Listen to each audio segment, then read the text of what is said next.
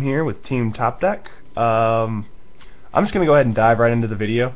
I do apologize for the feedback. I will be working on that as time progresses, so bear with me here.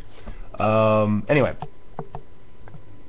let's get on to it. If you have any questions about certain card choices or anything like that, I will try and briefly explain them in the video, but if you want me to go into more depth, I certainly can. Just send a comment down below and I will definitely continue the conversation. Anyway, we're playing Ritual Beasts for the first of hopefully many deck profiles. This is my current main deck. I've been playing it since it came out. But anyway, I won't waste any more of your time. 3 Elder, staple standard. 1 Wen, 1 Lara, 1 Pilica, staple standard. 3 Kanahawk, staple. 3 Rampengu, staple. 2 Apelio. If I had room for the third, I would definitely be playing the third. Granted, in this particular build, I don't necessarily need it because I can always get to this card when I absolutely need it, and I've never missed the third one. I just enjoy having it just to have it. 1 Dolphin because it's pink fucking dolphin and it puts in the fucking work. That's it for the tamer. That's it for the Ritual Beast monsters. For the non-Ritual Beast monsters, I only play 2, and that is in the form of 2 Summoner Monk. I think honestly that's all you really need. Well, let me rephrase that. For this build, I don't know what I'm saying. For this build, I like Summoner Monk because it gets you to any beast that you need. If you have a random like there's random hands that this card actually helps. Like if you open up, I'll explain it down in the comments if you guys want like scenarios, but it makes more sense when you look at the extra deck and reasonings for extra deck cards. Anyway, so I played 2 Summoner Monk. I used to hate it, but now I like it. That's about it. Upstart Goblin, I will always hate this card, but I have to play it because it helps me get to the cards I need. That's Summoner Monk for you. I do play 3 Chicken Game. Chicken Game is amazing in this deck because it does pseudo help stall, and as long as your opponent's life points are higher, they're gonna keep this on the field. Or, I'm sorry, as long as your life points are higher than your opponent's, they're gonna keep this on the field just to kind of get more draws. And when they finally like want to kill you, they've already used the draw, so you tend to this tends to kind of keep on the field when your opponent doesn't want it because they're silly and they don't just destroy the card right away. But yeah, it's Chicken Game. You guys know it. Shouldn't have to go into much detail. Sorry, I ramble. So yeah, that's a thing. Play 2 Terraforming because I want to get into my draw engine, and on top of that I am playing Summoner Monks so I can get rid of dead Terraformings if they ever happen, but they don't really ever do, so that's a thing that happens. I play 2 Bond. I won't get into why I play 2 Bond on the video. It's good. Don't look at me funny. I promise you that this is a good idea. If you want, again, scenarios or my reasoning behind it, I will post it in the comments if you have that question. Last 3 spells are 2 MST and 1 Regeki. Just staple cards. Back row's making a comeback, so you want to have the outs. I also needed room in the side deck, so I had to stop siding all 3. But yeah, I don't play E-Telly because E-Telly I think is a really bad card for this deck. It sounds good in principle, and it's not so good in practice. Again, I can get into more of this stuff in the comments. Onto the traps. 3 Steeds, 3 Ambush, 2 Fiendish Chain, 1 Warning, 1 Emptiness. I do not main macro for the simple fact that it clashes with the Summoner Monk plays, and I want everything in the deck to be live. And as far as macro being a card, like, it's good, but at the same time it's a one of, and it's not something like Emptiness or Warning that just like I don't know. I think that these two cards are better for what they do. I guess I don't really know how to explain it, and I do side it, but you know, it's whatever.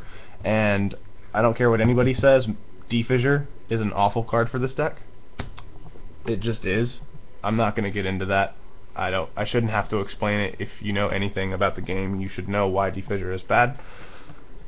But if I need to explain it to somebody, I will. On to the extra deck. If we play one Dolphin, you should never be dumping Dolphin with Penguin. You should always just be banishing it with Conahawk because it makes it instantly accessible. You don't have to waste an Apelio effect to get access to it because you might not always have Apelio. So I just play the one Dolphin because it's all you need. 1, 2, 3 Conahawk and 1, 2, 3 Apelio. You play the third of both just for Dolphin. Sorry, not Dolphin. Penguin. But yeah. 2 Gaia Apelio, 1 for Penguin, 1 for OTK. OTKs in this deck with 2 Bond are extremely simplified, by the way. You don't have to put near as much work into it, and you can do it with a whole lot less. But yeah. Anyway, one diamond Crab King, number 52 and whatnot, out to towers. It's a nice like turn 1 play. If I know what I'm playing, like game 2 or 3, and I know they can't get over it, I'll go and I open up with what's it called? Summoner Monk.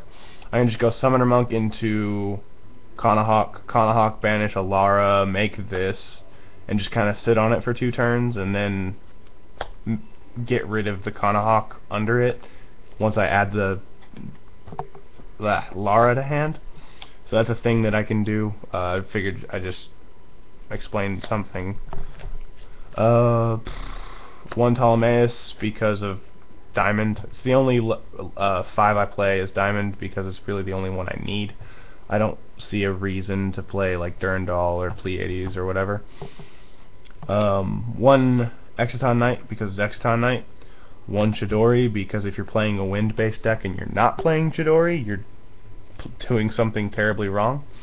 1 Diamond Dyer because it is a 2-card. It's a 2-card out to the cards that make this deck not play. Iron Wall, Poisonous Wind, like all of those cards that are just like Ritual Beasts are not allowed to play, this card gets over, which is really nice. And then I play the 1 Diamond because I am playing Ptolemaeus, and that's really self-explanatory. I'll run through the side deck I have real quick. It's not anywhere near ready, but this is just what I have. I kind of threw it together like on a whim because I needed a side deck. And I really like some of the cards in here, but yeah. 3 Retaliating Sea. I have plenty of draw power, so if I need it, I can draw it more or less. And it's Retaliating Sea. It's good against almost everything that this deck has a problem with. 2 Necro Valley. I love this card. It's really nice because I am playing the terraforming, so I can kind of side these in, and I can actually get to them fairly quickly. I'm playing technically 4 Necro Valleys, I guess you could say, if you really want to think about it that way. So it's a really nice card. It slows a lot of decks down right now. I'm actually going to be playing Gravekeepers here soon, as soon as I get the cards back. And yeah, I can't wait, because that deck is ridiculous. Anyway, 3rd MST, Triple Mistake, double Blackhorn, primarily for Teller Knights and Infernoid.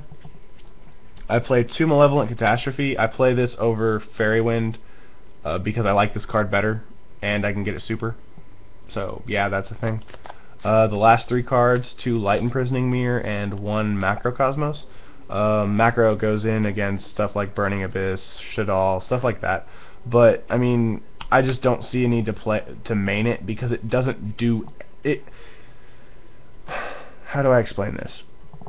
To me personally, I either draw this card way too often and it's not good with the hands that I draw it in, or I draw it way too late and there's no point in me playing it.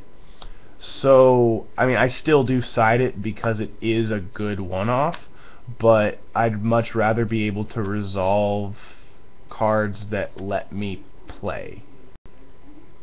Summoner Monk being the main one, but it's a weird card. It's a love-hate relationship with this card. Anyway, that is the deck profile. I am happy I got through it finally. If you liked the video, let me know with a like.